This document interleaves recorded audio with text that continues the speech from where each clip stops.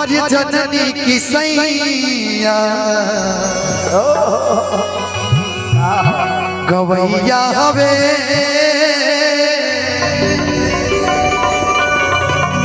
कि फुहर पतर गीत गावेला छछने करे जमोदा हर देखनी हा जब से कि संगही नचनी यो नचावेला। एक बार मैं लुधियाना प्रोग्राम में गया, एक पंजाबी भाई आए और बोले कि यार क्या गा रहे हो, मुझे समझ नहीं आ रहा है। ओए पाजी तू की गा रही है, मैंने समझ नहीं आ रहा। मैंने बोला भाई तुम्हारा गीत गा देता हूँ। एक लाइन मैंने बोला कि गम बड़ चरखा ते दुख दिया पूड़िया है मैं जो कती जावा निहोड़ पिया दूरिया कत सकनी ना कत सकनी ना कत सकनी ना कत सकनी ना बललिए कुड़िए नी तेरी पूड़िया दी गरियो चिंगारी कि मेरे दिल विच उठ दी माया मैनू याद अगदा सोनी चरखे दी मीठी मीठी कू। और जब मैं गोह में आता हूँ तो मैं क्या कहता हूँ, इधर आओ कि आगे आखिरी हो हमारे यार मनवा तू एक बेर बात कर लेगे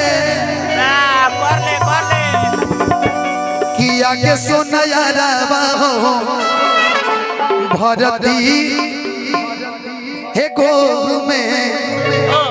अरे आके मुलाकात कर लेंगे। म्यूजिक से ले लीजिए, रेडी 1 2 3 4।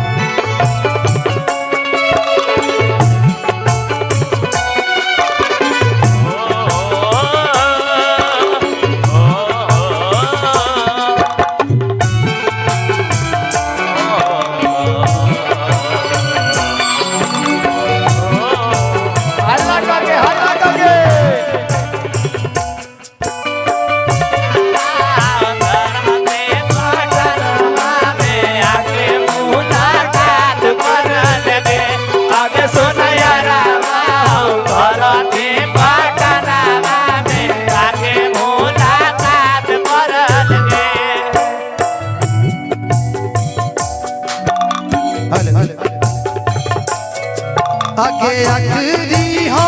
हमारे यार मना तू एक बेर बात कर लेगे आखिरी हो हमारे यार मना तू एक बेर बात कर लेगे आगे आखिरी हो हमारे यार मना तू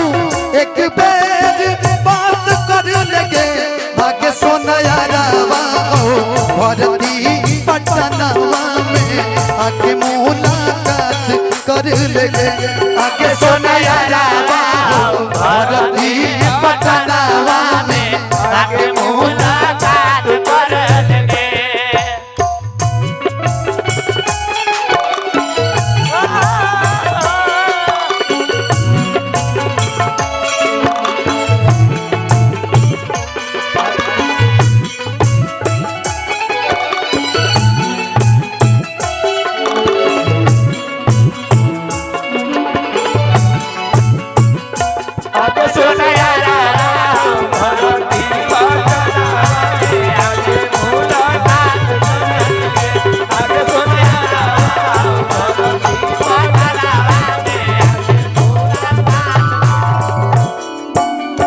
मरे घड़ी पनिया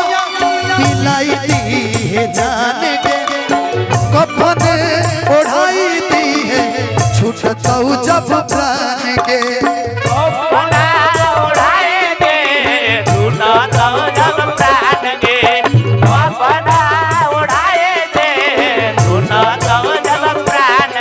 आज मरे घड़ी पनिया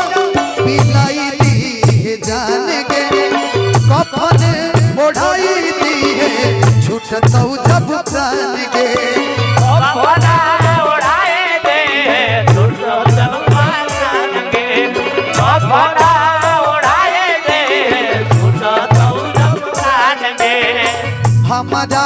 से प्यार जाती बाटे तो भेंट एक बार कर लगे आगे सोनाया रवा भरती पटनवा में आगे मुलाकात कर लगे आगे सोनाया रवा भरती पटनवा में आगे मुलाकात कर लगे जान जान जय तू हो जान जय हो जान जान जय हो जान जय हो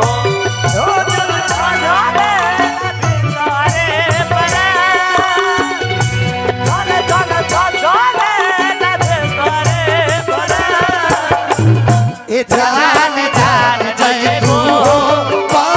जान जय तू हो जान जान जय हो